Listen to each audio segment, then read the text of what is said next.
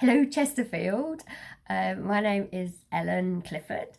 I have been invited by Colin Hampton to talk to you tonight. I'm really sorry I can't be with you in person, but had a pre-arranged commitment tonight giving access and inclusion training to political organisers with the aim of trying to make things more accessible and inclusive for disabled campaigners. So I hope you'll agree that's important, but yeah, I would have loved to have been with you. So I have been invited to speak mainly in capacity as co-chair of the Commission for Social Security, although Colin said to add some words about my book on the end, which I will do. So the Commission, firstly, Commission was set up in 2018. The idea was to develop proposals for what would replace or could replace the current social security system, because we're all aware of all the many failings of the system that we've got in place now, and that's been the product of disastrous welfare reform since 2010. So develop proposals for what could replace that, but developed from the perspective of people with lived experience of claiming benefits. So the Commission, we have a board of commissioners, and we are all people with lived experience of the benefit system. Our experience covers a full range of benefits that have gone into universal credit and also personal independence payment stroke disability living allowance.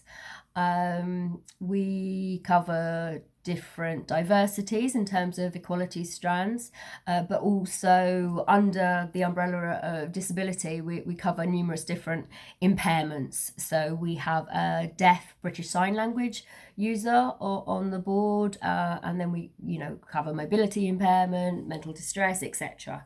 In order to try and be sort of representative of a wider experience of people who claim benefits. Our idea is really that the interests of benefit claimants ourselves have rarely been looked at in the development of social security policy, and we know that the current system is failing. So if we want to build back better, then we need to look at maybe who the builders are, and getting people with actual lived experience and who are experts by dint of our own experience involved. We have a secretariat to provide support for the Commission, and they are a team of people with research experience. We have Michael Orton from Warwick University, Kate Summers from LSE, and Rosa Morris, who got a PhD from Leeds University. And the majority of our secretariat are also people with lived experience of the benefit system and people who identify as disabled people. However, we also want to work with a wide range of allies, with anyone who has an interest in improving the benefit system. We don't look down on the expertise of people who may not themselves claim benefits or have experience of doing so, or who are not themselves disabled. It's simply putting people with those experiences in the ultimate positions of decision making. But consensus building is key to the whole initiative. We are widely consulting. Our project is actually only funded or mainly funded by a London funder, Trust for London, but that we're very aware that the issues we're looking at have national significance, and we want to include everyone for whom this question is relevant within consultations, within building the proposals, and with agreeing with them. The project grew fairly organically in that the only funders prepared to take it on were Trust for London in the beginning. So it started out with Michael Orton from Warwick, who conceived of this idea, Inclusion London, where I was at that time the head of policy and campaigns, and London Unemployed Strategies.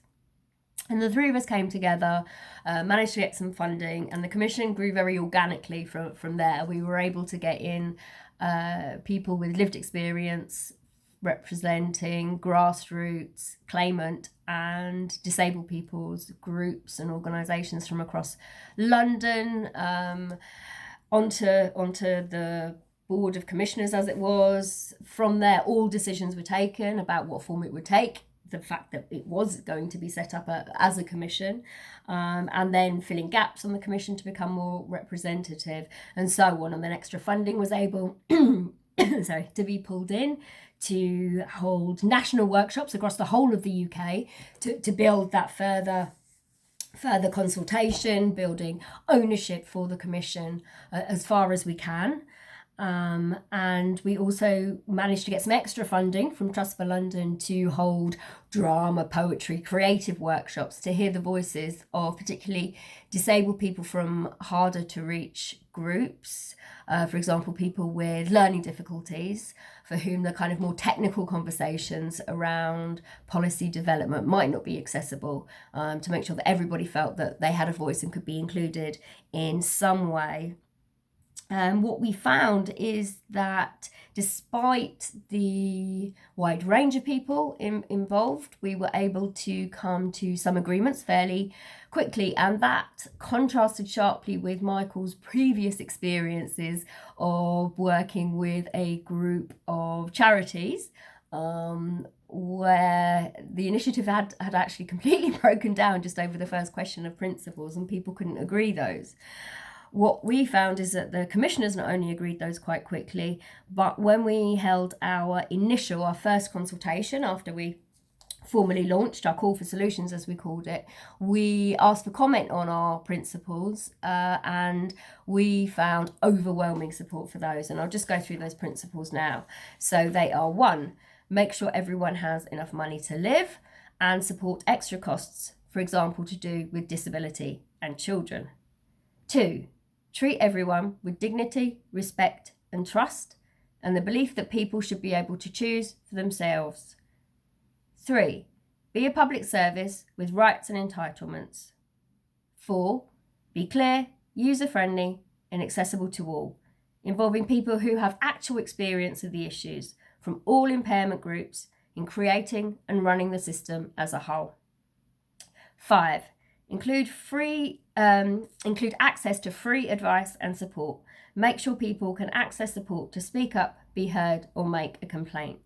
Now, I think for those of us who are politically on the same page, those things don't sound like rocket science to come up with. They sound sensible ideas for the principles that should underpin a social security system. Unfortunately, as we're all aware as well, those represent a sharp divergence from the way the system is currently run, where claimants are treated with hostility, where the ideology behind it is to push people against our wishes into employment, because of course we're malingering scroungers who need a kick up the arse to be made to work. It was heartening, however, that we did get such overwhelming support, because that provided a really good basis from which to then go on and develop proposals. In that first consultation, our call for solutions, we asked for, what ideas are out there for a system to replace what we currently have. We received over 1,000 responses, and that surprised us, because we went in, as I say, it kind of grew organically. We pulled together what funding we could to carry this piece of work out, but we didn't really have any idea how it would go, how it would be received. What we found is people were really enthusiastic and want to get on board. We were really delighted with that number of responses. We then had to analyse them, and commissioners really did want to play a leading role in that, not just kind of say to the research experts, go away and analyse this for us. We actually had training sessions in learning how to code, what themes we wanted to use to make central to pulling this information together that had been sent in to us. So over the course of 2019, we were looking at what came in and developing proposals from those. In October, we then sent those out for a further consultation, and again, consultation tried to make as accessible as possible. So there was a British Sign Language translation, there was Easy Read, which we used actually as default. That's the most accessible format for people with learning difficulties, using easy words and pictures. We held workshops. Due to COVID, those couldn't be in person, but we held them online, again trying to make them as accessible as possible. So we had a BSL online workshop, for example, and we were really pleased by how much attention we had, how many people wanted to get involved. We were invited to do workshops up and down the country to get feedback from people, and we're currently at the stage of looking at what has come in through that. So what we sent out for consultation were our very first initial proposals for what a social security system based on those fundamental principles would look like. All of this information is on our website, commissiononsocialsecurity.org. I'll just go through the key what I think are the key talking points from those proposals.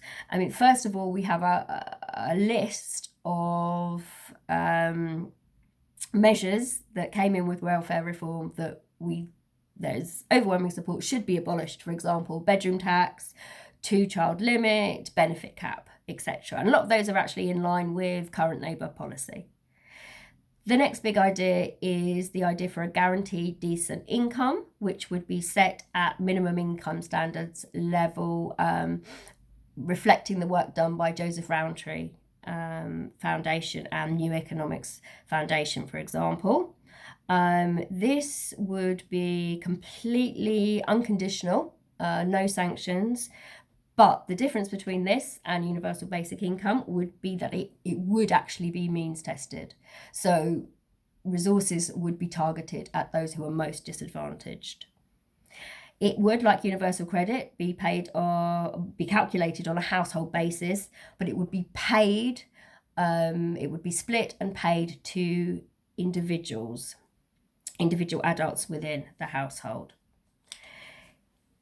We think the benefit levels need to be paid at a much higher, more realistic rate than they are now. In particular, there was the proposal that child benefit should be raised to £50 a week. On top of the GDI, there would also be additional payments related to children, to disability, and to housing costs. In terms of disability benefits, so talking basically about DLA/personal independence payment, the proposal is to replace that with a completely new benefit, personalised benefit to cover the extra costs of being disabled. There is then a whole list of other reforms that a new social security system would need to link in with. So, for example, the National Independent Living Support Service proposal that disabled people's organisations have come up with, and that motions in favour of were passed by TUC and also at the 2019 Labour Party conference. So, for example, that kind of interface between social care and a new disability benefit would need to be thought of. We also think that there needs to be much better protections for disabled workers, greater rights and entitlements, etc. So we recognise that there is that these proposals need other reforms and will only be fully effective taken as part of a larger package of measures. Also, a key thing in terms of social care is that people should no longer have to pay charges for social care. That's another sort of issue that would link in with this one. No recourse to public funds must be abolished for migrants and refugees. That's another kind of important point that's come through. So these were the kind of the ideas in the first set of proposals that went out. We're collecting the feedback now. One big issue I think that came back quite widely was that these proposals only deal with adults of working age, don't tackle the state pension question. And some people have said, well, isn't there a danger of like a cliff edge? You know, you get to state pension age, you've had much better benefits, you've been paid your benefits at a much better rate. Is there going to be a cliff edge? So we're aware of we need to do some extra thinking by the feedback that's come back. People have also said, these sound great, the proposals sound great, but aren't you going to have a really big political problem in getting buy-in for any of this? And I suppose to respond to that, there's 2 points from the Commission's perspective. One is that the Commission is very much based on the idea that politicians make choices, that they can find money for things when they want to, as we've seen under COVID, as we've seen under the extra defence spending that Johnson has just announced. Our idea is to build momentum and widespread support for these proposals, and in doing so kind of push the agenda towards us and towards what we're saying. The next stage, alongside analysing all that feedback, is we do hope to actually invite people to give us more information on where there are areas that commissioners aren't fully agreed on yet, and we feel we need more information. One of those areas, for example, is about carers allowance and the suggestion that it should be paid at the living wage. So that's one issue in particular that we need a bit more time and a bit more detail on, we think, in order to make a decision. But very much welcome your interest in the Commission, and please do take part in whatever way you can. So I'm just going to talk very quickly because Colin said to talk about my book. So it's called The War on Disabled People, Capitalism, Welfare and the Making of a Human Catastrophe. It was published in June this year by Z Books. So it's quite interesting talking about that straight after talking about the Commission. The idea of the Commission is that we need to start building a consensus. The ethos behind the Commission is completely a consensus building approach. That means talking to anyone who's prepared to listen and who might who might be able to support the proposals. My book is different from that in that it's extremely political. It covers the period 2010 to 2019, looking at what happened to disabled people as a result of the welfare reform and austerity measures that were brought in by successive Tory governments, and also looking at the other half of the story, which I think is about the resistance that was mounted from grassroots campaign groups, disabled people-led campaigns, and our allies to oppose what was happening. One of the key arguments of the book is that in order to understand what was done and how the government have, although they have conceded on minor points in terms of their proposals, they have never diverted from their main agenda, which is to make the welfare system much more punitive and to make big cuts to public services and also to privatise them. No matter how much evidence has been sent to them of the very harmful impacts on disabled people and other disadvantaged groups, they've never diverted from their course. And my argument is that in order to understand how you could do that to people who as the government never tires of referring to us as the most vulnerable in society, how they could do that, I think you can only understand if you look at the wider questions of political economy and the relationship between disability and capitalism and the place of disabled people in society post-industrial revolution. And that relationship between disability and capitalism is something that is so integral to the whole category of disability. It's not something that came in with the Tories in 2010, and it's not something that will leave if they are voted out and a new government of whatever colour comes in. I think that's a really important thing for disabled campaigners to understand. I think that we can't mount effective strategies for resistance unless we actually understand those wider political economics, understand the question of how capitalism works and disabilities place within that.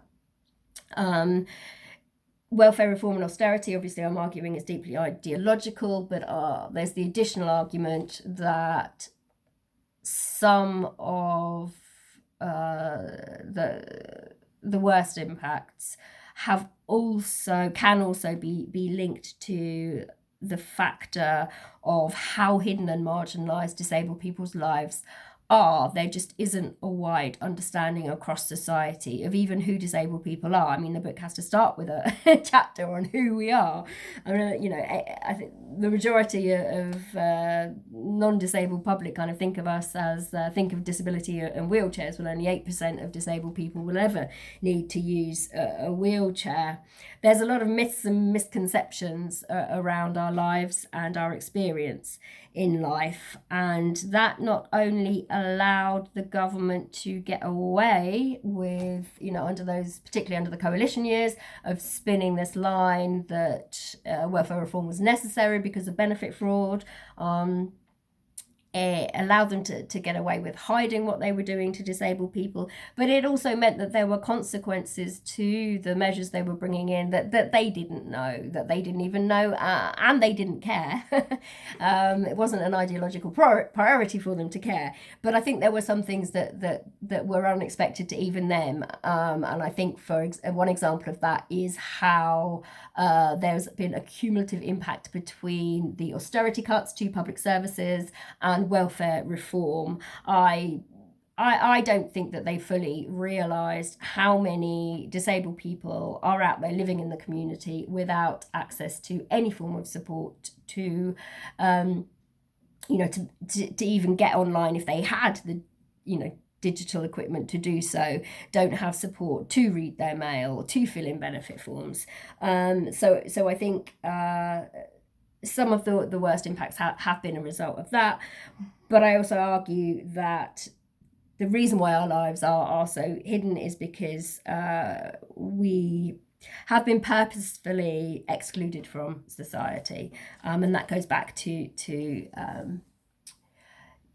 that position of disabled people within society, and how we're treated because we are seen as being less productive human beings, and that goes back to living under a system that puts profit before people. And yeah, I know I've gone over the amount of time Colin said I should. I suppose the last thing is just to say, one of the other arguments in the book is that I do try and encourage people who are not disabled and don't have experience of disability in their personal lives, but who are political, to get engaged with and understand the politics of disability. I think that it teaches us a lot and exposes a hell of a lot about the true nature of capitalism, and the particular form of oppression that disabled people experience. I think is actually interesting if people look at it, but most people don't think of looking at it because, as I say, our lives are so hidden.